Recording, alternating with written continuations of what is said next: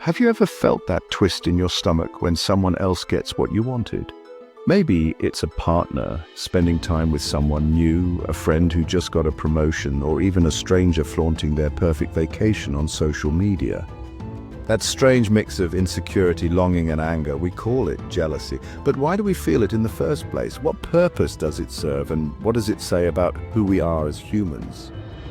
Today on Evano, we're diving deep into the complex psychology of jealousy, where it comes from, how it shapes our relationships, and why it might be more human than we think. Jealousy isn't just a modern emotion born out of romantic drama or social media envy. In fact, it's ancient. From an evolutionary perspective, jealousy may have helped our ancestors survive and reproduce. Think about it. If you invested time, energy, and emotion into a partner, wouldn't you be motivated to protect that bond from threats? Jealousy may have evolved as a kind of emotional alarm system, alerting us when something or someone valuable might be slipping away. For our ancestors, losing a mate could mean fewer chances to pass on their genes, while losing a friend or ally could mean social exclusion and less access to resources. Jealousy, in that light, was a way to stay connected, to stay alert, and to defend what was ours.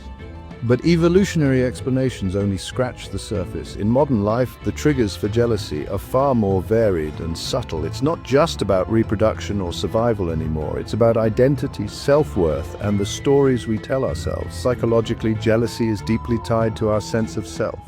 When someone else has something we desire, whether it's love, success, beauty, or recognition, it forces us to compare. And in those moments, we often come up short. We don't just fear losing someone or something. We fear what that loss says about us. What's fascinating is that jealousy isn't a single emotion, it's a cocktail.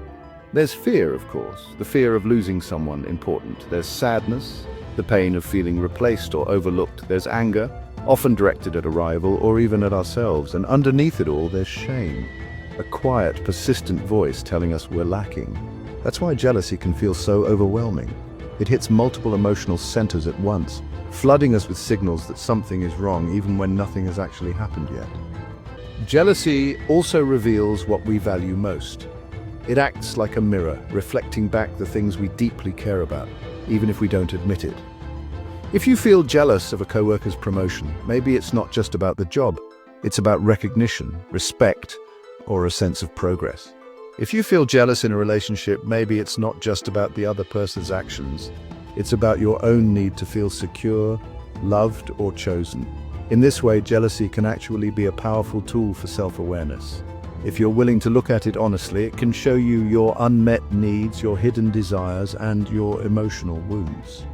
Interestingly, not everyone experiences jealousy the same way. Personality traits play a big role. People with high self-esteem are less likely to be consumed by jealousy because they feel more secure in their worth. On the other hand, those who struggle with self-doubt or anxiety may find themselves caught in jealous thoughts more often.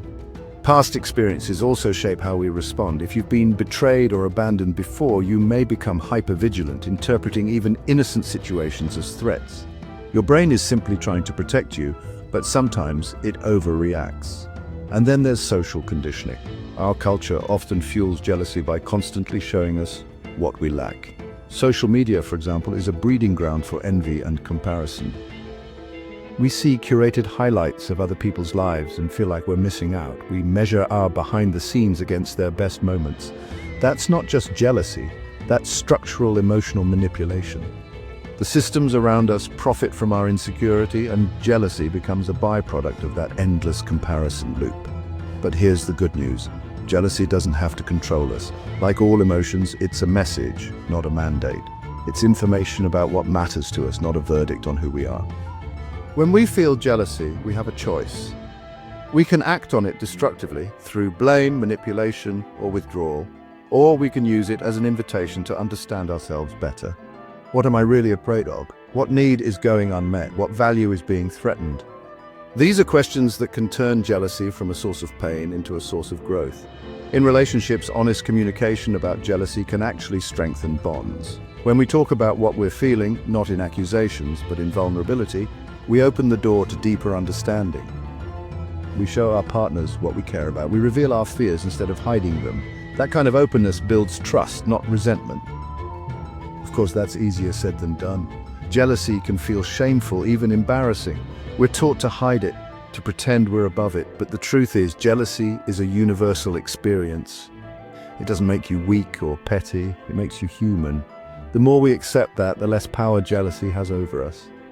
So the next time you feel that familiar sting in your chest, pause. Don't push it away or let it spiral out of control. Get curious. What is your jealousy trying to tell you? And what would it look like to respond, not with fear, but with clarity and compassion? At Evano, we believe that understanding emotions like jealousy isn't just about psychology, it's about becoming more whole. When we stop fighting our feelings and start listening to them, we unlock something powerful, the ability to live more intentionally, more honestly, and more fully. Thanks for watching, and if you found this helpful, consider subscribing to Evano for more videos that explore the science behind who we are and how we live.